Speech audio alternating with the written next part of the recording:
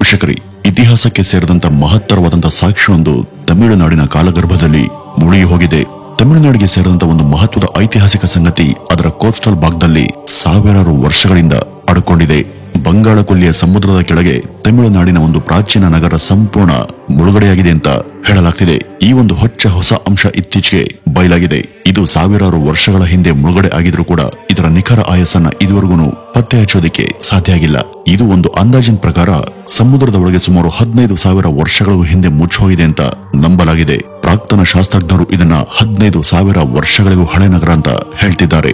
ತಮಿಳುನಾಡಿನ ಮರೀನಾ ಬೀಚ್ ಕೆಳಗೆ ಇರುವಂತ ಈ ಒಂದು ಕಣ್ಮರೆ ಆದಂತ ಇತಿಹಾಸ ಕೇವಲ ತಮಿಳುನಾಡಿನ ಇತಿಹಾಸವನ್ನ ಮಾತ್ರವಲ್ಲದೆ ವಿಶ್ವದ ಇತಿಹಾಸಕ್ಕೆ ಹೊಸದಾಗಿ ಸೇರ್ಪಡೆಗೊಳ್ಳಲಿರುವಂತ ಮಹತ್ತರವಾದಂತ ವಿಷಯ ಆಗಿದೆ.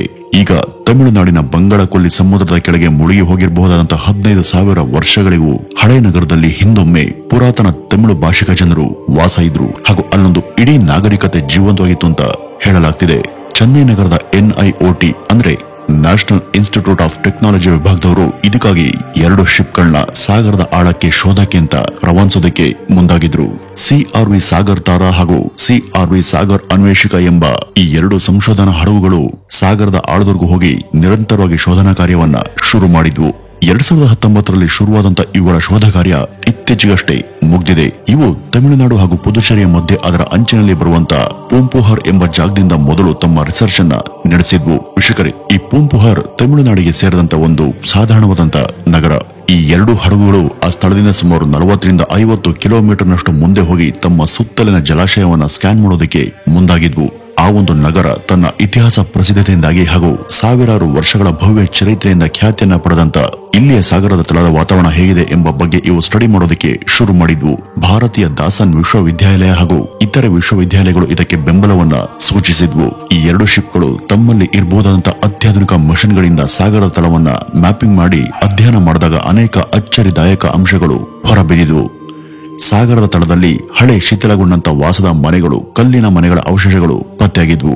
ಸಾಗರದ ತಳದಲ್ಲಿ ಕೆಲವು ಕಿಲೋಮೀಟರ್ಗಳ ಆಳದಲ್ಲಿ ಶಿಥಿಲಗೊಂಡಂತ ದೊಡ್ಡ ನೌಕಾ ನೆಲೆ ಹಾಗೂ ಹಡಗುಗಳ ಬಂದರು ಪ್ರಾಂತ್ಯ ಕಾಣಿಸಿದ್ವು.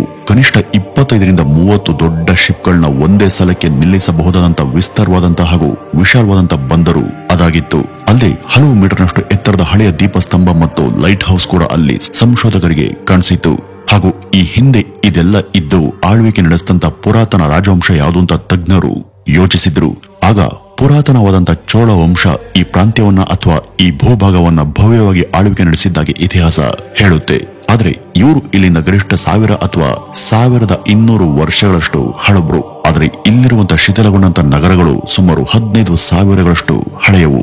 ಹಾಗಾದ್ರೆ ಚೋಳ ವಂಶದ ರಾಜರ ಲೈನೇಜುಗಳು 16,000 ವರ್ಷಗಳ ಹಿನ್ನೆಲೆ ಇಲ್ಲೆಲ್ಲ ಬೇರ್ಬಿಟ್ಟಿದ್ವಾ ಅನ್ನುವಂತ ಅನುಮಾನ ಈ ಒಂದು ಸಂಶೋಧನೆಯಿಂದ ಹುಟ್ಟುಹಾಕಿದೆ. ಈ ಪೂಂಪುಹಾರ್ ನಗರದ ಇತಿಹಾಸ ಕೆಲವು ಕಡೆ ಸೀಮಿತವಾಗಿ ದಾಖಲಾಗಿದೆ.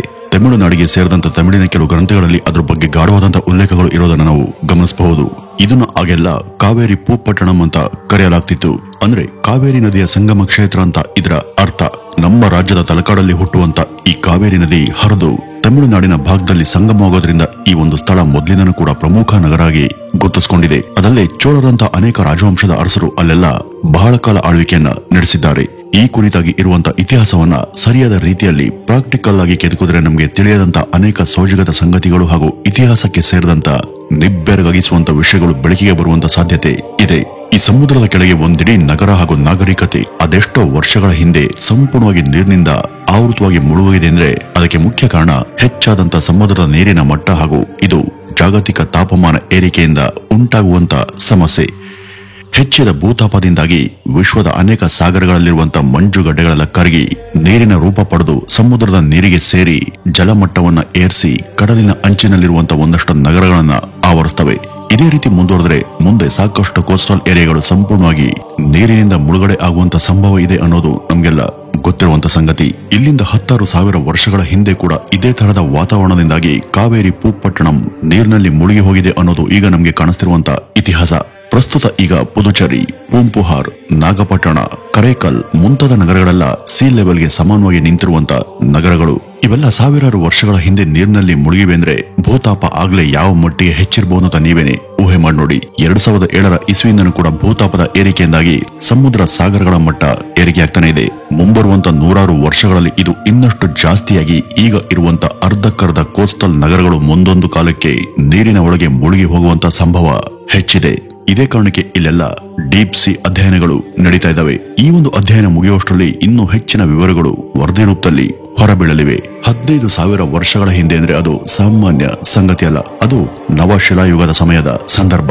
ಇಷ್ಟು ವರ್ಷಗಳ ಹಿಂದಿನ ಚರಿತ್ರೆಯನ್ನ ಈಗ ಅದು ಸಾಗರದ ತಳದಲ್ಲಿ ಕೆದಕಿ ತಿಳಿದುಕೊಳ್ಳೋದು ಅಂದ್ರೆ ನಿಜಕ್ಕೂ ಸವಾಲಿನ ಸಂಗತಿನೇ ಸರಿ. ಆಗಿನ ಕಾಲದ ಇತಿಹಾಸದ ಸಾಕ್ಷಿಗಳು ಅಂದ್ರೆ ಒಡೆದಂತ ಮಣ್ಣಿನ ಮಡಕೆಯ ಚೂರುಗಳು, ಪ್ರಾಣಿ ಪಕ್ಷಿಗಳ ಅಸ್ಥಿ ಪಂಜರದ ರೇಖಾಚಿತ್ರಗಳು, ಆಗಿನ ಜನ ಬಳಕೆ ಮಾಡ್ತಿದ್ದಂತ ಆಭರಣದ ವಸ್ತುಗಳು, ಅವಶೇಷಗಳು ಹಾಗೂ ಆಗಿನ ಕಾಲದ ಜನರ ಪ್ರಾಚೀನ ಲಿಪಿ ಮತ್ತು ಅದಕ್ಕೆ ಸಂಬಂಧಪಟ್ಟಂತ ಸಾಕ್ಷ್ಯ ಅವಶೇಷಗಳನ್ನೆಲ್ಲ ಕಲೆ ಹಾಕಿ ಅವುಗಳನ್ನ ಹೊರಕ್ಕೆ ತಂದು ಸೂಕ್ಷ್ಮವಾಗಿ ಸ್ಟಡಿ ಮಾಡಿ ಕಾರ್ಬನ್ ಡೇಟೆಡ್ ವಿಧಾನದ ಮೂಲಕ ಈ ವಸ್ತುಗಳನ್ನಾಗಲಿ ಅಥವಾ ಲಿಪಿಯನ್ನಾಗಲಿ ಎಷ್ಟು ವರ್ಷದ ಹಿಂದೆ ಬಳಸ್ತಾ ಇದ್ರು ಹಾಗೂ ಇವು ಎಷ್ಟು ವರ್ಷಗಳ ಕಾಲ ಅಸ್ತಿತ್ವದಲ್ಲಿ ಇದ್ವು ಎಂಬ ಎಲ್ಲಾ ವಿಚಾರ ಸಂಗತಿಗಳನ್ನ ಹೊರಗಿಡೋದಕ್ಕೆ ಸಾಧ್ಯ. ಈಗ ಪ್ರಸ್ತುತ ಪ್ಯಾಲೆಸ್ತೈನ್ ನಗರದಲ್ಲಿ ಪತ್ತೆಯಾದಂತ ಜೆರಿಕೋ ನಗರ ಕಾರ್ಬನ್ ಡೇಟಿಂಗ್ ವಿಧಾನದ ಮೂಲಕ ಸುಮಾರು 10,000 ವರ್ಷಗಳಷ್ಟು ಹಳೆಯ ನಗರ ಅಂತ ತಜ್ಞರಿಂದ ದೃಢೀಕರಣಪಟ್ಟಿದೆ.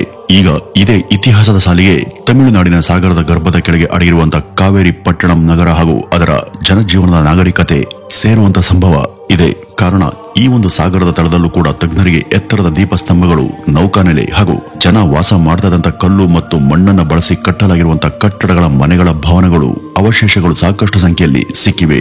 ಈಗ ಈ ಒಂದು ಚರಿತ್ರೆ ವಿಶ್ವ ಚರಿತ್ರೆಯಲ್ಲಿ ಒಂದು ಹೊಸ ಅಧ್ಯಾಯವಾಗಿ ಸೇರ್ಪಡೆಯಾಗುತ್ತೆ. ವಿಶ್ವದ ಇಂಥ ಮಹೋನ್ನತ ಚರಿತ್ರೆಗಳಲ್ಲಿ ನಮ್ಮ ನೆಲದ ತಮಿಳುನಾಡಿನ ಚರಿತ್ರೆ ವಿಷಯ ಕೂಡ ಸೇರಿ ಹೋಗುತ್ತೆ. ಇದರಿಂದ ತಮಿಳುನಾಡಿನ ಜನ ಮಾತ್ರವಲ್ಲದೆ ಭಾರತೀಯರು ಕೂಡ ಹೆಮ್ಮೆ ಪಡಬಹುದು. ಇದು ನಿಜಕ್ಕೂ ಭಾರತೀಯರಾಗಿ ನಾವು ಖುಷಿ ಪಡಬೇಕಾದಂತ ಸಂಗತಿ. ಇಂಥ ಸಂಶೋಧನೆಗಳಿಗೆ ತಜ್ಞರಿಗೆ ಕೋಟಿಗಟ್ಟಲೆ ಹಣ ಖರ್ಚಾಗುತ್ತೆ ಹಾಗೂ ಅದು ಸಾಕಷ್ಟು ಸಮಯವನ್ನು ಕೂಡ ತೆಗೆದುಕೊಳ್ಳುತ್ತೆ.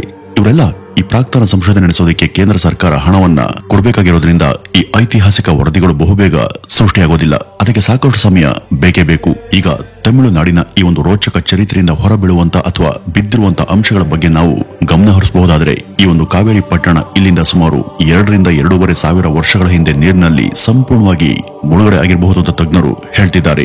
ಅನೇಕ ತಮಿಳು ಮಹಾಕಾವ್ಯಗಳಲ್ಲಿ ಈ ನಗರದ ಬಗ್ಗೆ ಉಲ್ಲೇಖ ಇದೆ.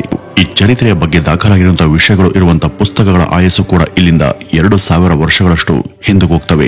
ದಿ ಪೆರಿಪ್ಲಸ್ ಆಫ್ ಎರಿಥಿಯನ್ಸಿ ಅನ್ನುವಂತ ಹಳೆಯ ಗ್ರೀಕ್ ಪುಸ್ತಕವೊಂದರಲ್ಲಿ ಈ ಕಾವೇರಿ ಪಟ್ಟಣದ ಬಗ್ಗೆ ಉಲ್ಲೇಖ ಬರೋದನ್ನ ನಾವು ನೋಡಬಹುದು. ಇತರ ದೇಶಗಳ ಜೊತೆಗೆ ಜಲ ವ್ಯವಹಾರ ಅನ್ನೋದು ಭಾರತಕ್ಕೆ ಹೊಸ ವಿಷಯನಲ್ಲ. ಅದು ಸಾವಿರಾರು ವರ್ಷಗಳಿಂದನೂ ಕೂಡ ಜಾರಿಯಲ್ಲಿರುವಂತ ಪರಂಪರೆ. ಮೊದಲಿಂದನೂ ಕೂಡ ಹಲವಾರು ದೇಶಗಳಿಂದ ಯಾತ್ರಿಕರು ಧಾರಾಳವಾಗಿ ಬಂದು ಹೋಗ್ತಿದ್ರು. ಗ್ರೀಕ್ ನೆಲದ ವರ್ತಕರಾಗ್ಲಿ, ಯಾತ್ರಿಕರಾಗ್ಲಿ, ಇತಿಹಾಸಕಾರರಾಗ್ಲಿ ಭಾರತಕ್ಕೆ ಹೊಸಬರೇನಲ್ಲ. ಇದೇ ಕಾರಣಕ್ಕೆ ಇವತ್ತು ದೂರದ ಗ್ರೀಕ್ ದೇಶದ ಹಳೆಯ ದಾಖಲೆಗಳಲ್ಲೂ ಕೂಡ ಕಾವೇರಿ ಪಟ್ಟಣದ ಉಲ್ಲೇಖ ಇರೋದನ್ನ ನಾವು ನೋಡಬಹುದು. ವೀಕ್ಷಕರೇ, ಇವತ್ತು ಕಾವೇರಿ ನದಿ ಸಾಕಷ್ಟು ಕಡೆ ಮಲಿನಗೊಂಡಿದೆ. ಆದರೆ ಸಾವಿರಾರು ವರ್ಷಗಳ ಹಿಂದೆ ಇಲ್ಲಿಗೆ ಬಂದಿದಂತ ಬುದ್ಧದತ್ತ ಎಂಬುವರು ತಮ್ಮ ಕೃತಿಯಲ್ಲಿ ಇದ್ರ ಬಗ್ಗೆ ಬರೆದಿರುವಂತೆ ಅವತ್ತಿನ ಕಾಲಕ್ಕೆ ಕಾವೇರಿ ನದಿ ಸ್ಫಟಿಕದ ಸಲಾಕೆತೆ ಮಿನುಕ್ತಾದಂತ ಅತ್ಯಂತ ಪಾರದರ್ಶಕ ಹಾಗೂ ಶುದ್ಧ ಹರಿಯುವಂತ ನದಿ ಅಂತ ಅವರು ತಮ್ಮ ಬರಹಗಳಲ್ಲಿ ಈ ನದಿಯನ್ನ ವರ್ಣಿಸಿದ್ದಾರೆ. ಕಾವೇರಿ ನದಿ ತಮಿಳುನಾಡಿನ ತಂಜಾವೂರು ನಗರವನ್ನು ಬಳಸಿಕೊಂಡು ಹರಿಯುತ್ತೆ. ಹಿಂದೊಮ್ಮೆಯಲ್ಲಿ ಆಳ್ವಿಕೆ ಮಾಡ್ತಿದ್ದಂತ ಚೋಳ ವಂಶದ ಅರಸರಿಗೆ ತಂಜಾವೂರು ಪ್ರಮುಖ ಪಟ್ಟಣ ಆಗಿತ್ತು. ಇದನ್ನ ಬಳಸಿ ನಿಂತಿದಂತ ಕಾವೇರಿ ಪಟ್ಟಣ ಆ ಕಾಲಕ್ಕೆ 2 ನಗರಗಳಾಗಿ ಕವಲನ್ನ ಒಡೆದಿತ್ತು ಅಂತ ಉಲ್ಲೇಖಗಳು ತಿಳಿಸ್ತವೆ. ಈ ಒಂದು ಪಟ್ಟಣಗಳು ಬಂಗಾಳ ಕೊಲ್ಲಿಗೆ ಸಮೀಪವಾಗಿ ಚಾಚಿಕೊಂಡಿದ್ವು. ಇಲ್ಲೆಲ್ಲ ಭವ್ಯವಾದಂತ ಅಂತಸ್ತುಗಳು, ಭವನಗಳು, ಮಹಲುಗಳು ಇದ್ವು. ಈ ಇಡೀ ನಗರ ಚೋಳರ ಅರಸರ ಆಳ್ವಿಕೆ ಸಮಯದಲ್ಲಿ ಅತ್ಯಂತ ಅಡ್ವಾನ್ಸ್ಡ್ ಆಗಿ ಬೆಳೆದಿದ್ದಂತ ನಗರ ಹಾಗೂ ಇಲ್ಲೆಲ್ಲ ಆಗಿನ ಕಾಲದ ರಾಜವಂಶಗಳ ಕೀರ್ತಿ ಪತಾಕೆಗಳು ಹಾಗೂ ಅವರ ಹೆಮ್ಮೆಯ ಸಂಕೇತದಂತಿದ್ದಂತಹ ಬಾವುಟಗಳು ಕಟ್ಟಡಗಳ ಮೇಲೆಲ್ಲ ವಿರಾಜಿಸ್ತಾ ಇದ್ವು. ಹಾಗೂ ಈ ಸ್ಥಳಕ್ಕೆ ದೂರದ ಈಜಿಪ್ಟ್ ಹಾಗೂ ಗ್ರೀಸ್ ದೇಶಗಳಿಂದ ಕೂಡ ಯಾತ್ರಿಕರು, ವರ್ತಕರು ಮತ್ತು ಇತಿಹಾಸಕಾರರು ಭೇಟಿಯನ್ನು ಕೊಡ್ತಾ ಇದ್ರು. ಹಾಗೂ ಅವ್ರಿಗೂ ತಂಗೋದಿಕ್ಕೆ ಪ್ರತ್ಯೇಕ ಜಾಗಗಳನ್ನ ಮೀಸಲಿರಿಸಲಾಗಿತ್ತು. ಈ ಬುದ್ಧದತ್ತ ಬರೆದಂತ ಬರಹಗಳಲ್ಲಿ ಅವತ್ತಿನ ಇಲ್ಲಿಯ ಜನ ಜೀವನದ ನಡುವಿನ ಸಾಮರಸ್ಯ, ಸಹಕಾರದ ಬಗ್ಗೆ ನಿಜಕ್ಕೂ ತಲೆದೂಗುವಂತ ವಿಚಾರಗಳು ಇವೆ. ಆಗಿನ ಜನ ಸಾಕಷ್ಟು ಸಂಸ್ಕೃತಿ, ಭಾಷೆ ಹಾಗೂ ಆಚರಣೆಗಳ ಸಮ್ಮಿಲನದಲ್ಲಿ ಭಾಗಿಯಾಗಿದ್ರು. ಯಾರಿಗೂ ಯಾರ ಮೇಲೂ ಕೂಡ ದ್ವೇಷ ಭಾವನೆ ಆಗ್ಲಿ, ಶತ್ರುತ್ವ ಆಗ್ಲಿ ಇರ್ಲಿಲ್ಲ. ಎಲ್ಲರೂ ಕೂಡ ಪರಸ್ಪರ ಎಲ್ಲರ ಆಚರಣೆ, ಪದ್ಧತಿ ಹಾಗೂ ಸಂಪ್ರದಾಯಗಳನ್ನ ಗೌರವಿಸ್ತಾ ಇದ್ರು. ಯಾರು ಕೂಡ ತಮ್ಮ ಶಕ್ತಿಯನ್ನು ದುರ್ಬಳಕೆ ಮಾಡಿಕೊಂಡು ದುರ್ಬಲರ ಮೇಲೆ ಏರಿಗೆ ದೌರ್ಜನ್ಯವನ್ನ ಮಾಡ್ತಾ ಇರಲಿಲ್ಲ.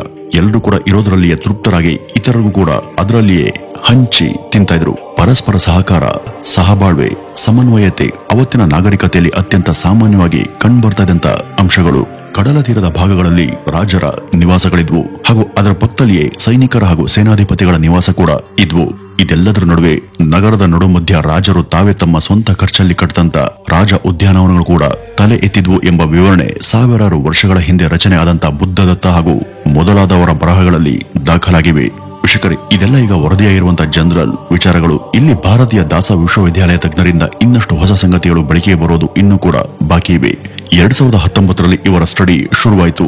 ಮುಂದಿನ ವರ್ಷ ಅಂದ್ರೆ 2020ರಲ್ಲಿ ಎದುರಾದಂತಹ ಅನಿರೀಕ್ಷಿತ ಕೋವಿಡ್ ಕಂಟಕದಿಂದ ಸಾಕಷ್ಟು ಸಮಯದವರೆಗೂ ಇಲ್ಲಿ ಯಾವುದೇ ಅಧ್ಯಯನ ಜರುಗಲಿಲ್ಲ. ಆದ್ರೆ 2023ರಿಂದ ಈಚೆಗೆ ಇಲ್ಲಿ ಮತ್ತೆ ಜಲಾಂತರಾಳದ ಸಂಶೋಧನೆಗಳು ಸಕ್ರಿಯವಾಗಿ ನಡೀತಾ ಇದ್ದಾವೆ ಹಾಗೂ ದಿನದಿಂದ ದಿನಕ್ಕೆ ಜಲಾಶಯದ ಒಳಗಿನಿಂದ ಹೊಸ ಹೊಸ ಸೋಜಿಗದ ಸಂಗತಿಗಳನ್ನ ತಜ್ಞರು ಹೊರಹಾಕ್ತಾನೆ ಇದ್ದಾರೆ. ಈಗ ಇಷ್ಟೆಲ್ಲ ಭವ್ಯವಾಗಿ ಶತಮಾನದವರೆಗೂ ತಲೆ ಎತ್ತಿದಂತ ಈ ನಾಗರಿಕತೆ ಹಾಗೂ ನಗರ ಏಕಾಏಕಿ ನೀರಿನಲ್ಲಿ ಯಾಕೆ ಮುಳುಗಡೆ ಆಯಿತು ಅನ್ನೋದನ್ನ ನಾವು ಈ ಒಂದು ವಿಡಿಯೋದಲ್ಲಿ ನಿಮ್ಗೆ ತಿಳಿಸದೆ ಹೋದ್ರೆ ಬಹುಶಃ ಈ ಒಂದು ವಿಡಿಯೋ ಅಪೂರ್ಣವಾಗುತ್ತೆ. ವೀಕ್ಷಕರೇ, ತಜ್ಞರ ಈಗಿನ ವರದಿಗಳ ಪ್ರಕಾರ ಏಕಾಏಕಿ ಎದುರಾದಂತ ಒಂದು ದೊಡ್ಡ ಸುನಾಮಿ ಒಂದರಿಂದ ಈ ನಗರ ನೀರಿನಲ್ಲಿ ಮುಳುಗಡೆ ಆಯಿತು ಅಥವಾ ಮುಳುಗಡೆ ಆಗಿರಬಹುದು ಅನ್ನೋದು ಅವರ ವಾದ. ಆಗ್ಲೂ ಕೂಡ ಏರಿಕೆಯಾಗಿದ್ದಂತ ಭೂತಾಪದಿಂದಾಗಿ ಕೂಡ ನೀರಿನ ಮಟ್ಟ ಹೆಚ್ಚಿ ನಗರಗಳೆಲ್ಲ ಜಲಾಶಯದ ಒಳಗೆ ಹೋಗಿರೋದಕ್ಕೆ ಸಾಧ್ಯ ಇದೆ ಅಂತ ಕೂಡ ಅವರು ಹೇಳ್ತಿದ್ದಾರೆ. ಇಲ್ಲಿಯ ಜನರಲ್ಲಿ ಭ್ರಷ್ಟತೆ ಹಾಗೂ ಸ್ವಾರ್ಥ ಗುಣ ಏರಿಕೆಯಾಗಿದ್ದರಿಂದ ಈ ರೀತಿಯ ವಿನಾಶ ಸಂಭವಿಸಿತು ಎಂಬ ಅಪರೂಪದ ಉಲ್ಲೇಖ ಪ್ರಾಚೀನ ತಮಿಳು ಸಾಹಿತ್ಯಗಳಲ್ಲಿ ಬರುತ್ತೆ. ಆದ್ರೆ ತಮಿಳುನಾಡಿನ ಕಾವೇರಿ ಪಟ್ಟಣಂ ಯಾವ ರೀತಿ ಹಾಗೂ ಯಾವ ಕಾರಣಕ್ಕೆ ನೀರಿನಲ್ಲಿ ಮುಳುಗಿ ಹೋಯಿತು ಅನ್ನುವುದರ ಖಚಿತ ಕಾರಣವನ್ನ ಸಂಶೋಧಕರ ಸರಿಯಾದ ಅಧ್ಯಯನಗಳ ವರದಿಗಳು ಮಾತ್ರವೇ ನಮಗೆ ತಿಳಿಸೋದಿಕ್ಕೆ ಸಾಧ್ಯ. ವೀಕ್ಷಕರೇ, ಇದಿಷ್ಟು ಈ ಒಂದು ವಿಡಿಯೋದಲ್ಲಿ ನಾವು ಕಾವೇರಿ ಪಟ್ಟಣಂ ಹಾಗೂ ಅದರ ನಾಗರಿಕತೆ ಬಗ್ಗೆ ನಿಮ್ಗೆ ತಿಳಿಸಬಹುದಾದಂತಹ ಒಂದಷ್ಟು ವಿವರ. ಇನ್ನು ಈ ಒಂದು ವಿಡಿಯೋ ಬಗ್ಗೆ ನಿಮ್ಮ ಅಭಿಪ್ರಾಯ ಏನು ಅನ್ನೋದನ್ನ ಕಮೆಂಟ್ ನ ಮೂಲಕ ನಿಮ್ಮದೇ ಮಾತುಗಳಲ್ಲಿ ತಪ್ಪದೆ ತಿಳಿಸಿ. ನಮಸ್ಕಾರ.